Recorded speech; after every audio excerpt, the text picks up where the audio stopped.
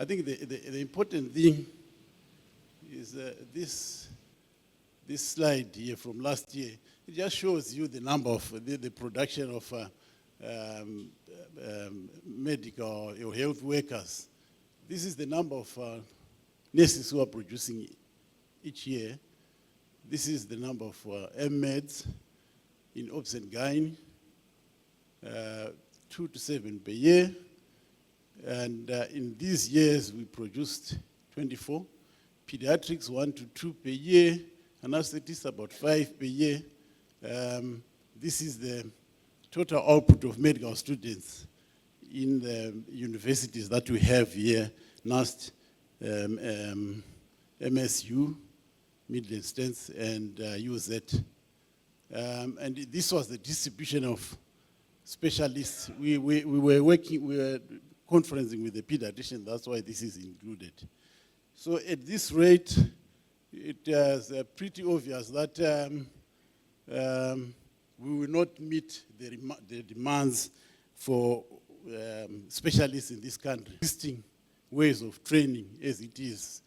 The 2 universities, the Salim Gabe and Parenyato Hospital, we then introduced this fellowship, the FCOG South Africa, and the ECSACOG, East Central Southern African.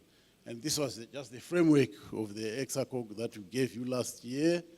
And we at the end of last year, we were this was our aim, this training to these areas. So, my apologies, this one is, Victoria Temple, that's correct. At some place it was written Mutare, which is not politically correct. Right, so what happened then, the work that we did, we talked about the advantages of this collegiate training, and we recommended various ways of training, the specialized training in the EMED and the collegiate training. Yeah, this was our recommendations. I think one of the most important recommendations we had was here, support from the ministry. And I think we are getting that, which is very important, that when we then moved to the next part of our, the work done then, this is where we are, the update. So since that time, with that situation analysis, we had then to sit down with the leadership of ECSACOG and members of the country representatives of ECSACOG to see whether these areas we had talked about were actually suitable. After agreeing that these areas were suitable, we then went on to try to start recruiting the training. This involves all these healthcare workers, the superintendents, the obstetricians, the administrators, and once we have agreed, we send them the application forms, which we did, and they filled these forms, sent them back. We then submitted them to ECSACOG with our request that we would like to train, to open more training sites. The biggest advantage, of course, of having these training sites out there is that the trainees will be stationed in their respective working areas. If he's working at Gweru, he works at Gweru and gets trained there. One of the recommendations on the accreditation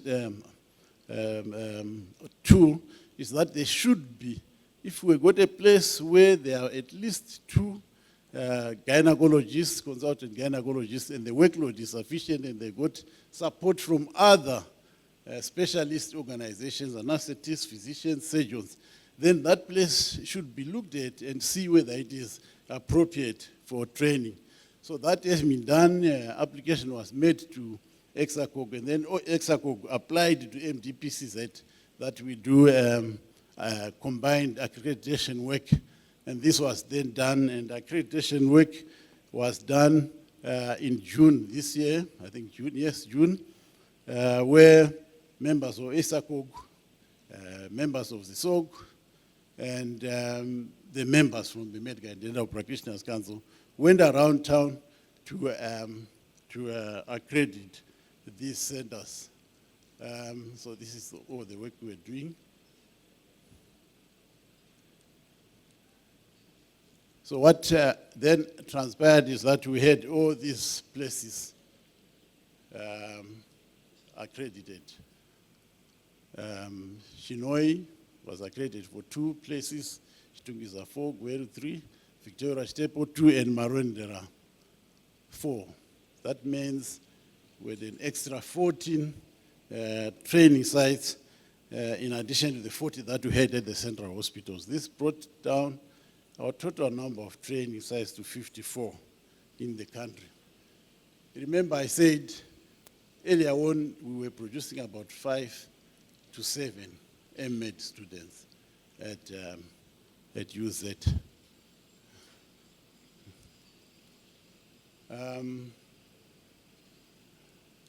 No, here we are. So then the next step was to train the trainers. Train the trainers workshop was held, and I'm glad to see colleagues from here went into Harare for 2 days, be trained as trainers, and 19 new trainers, in addition to 25 that we trained earlier on 2 years ago. So we got 44 colleagues who are now trained to train specialists out there. Then applications were made, interviews, and the students have taken up posts. I think I may have, where I said all training posts were taken up. I think I have to correct that there may be 1 or 2 that were not taken up in the various institutions, but students are there now training. The training itself is student-driven. There are regional lectures. Just now I was editing one of the lectures that one of the students here in Blawa is going to give. They give lectures which are the support of the consultants, and these are online and they are beamed to regionally. There are workshops that students attend. There are also special lectures that are given by the various trainers, which are again regional. And when they are being given, anybody who can actually join in and listen in and contribute to the lectures. There is also rotation. Some students who are here, in fact, most of the students who are here, went through St. Paul's Hospital in Addis Ababa for some specialist training, and I believe those who have gone there and their trainers, they were very impressed with what the students were learning in there. So this is the scope of the work that's being done so far. Yes, so in summary, we gave you the situation analysis. We then had 4 or 5 training institutions accredited, and we have expanded the number of training sites, training positions, and the number of trainees that we are going to produce in the country. Perhaps we might be able to meet the requirements of our training. And most importantly, we still encourage that the government gives, and we are getting the support because the government has actually created training posts in all these areas, so that if there was no training post in Peru, now it has been created, which makes life much easier. Thank you very much.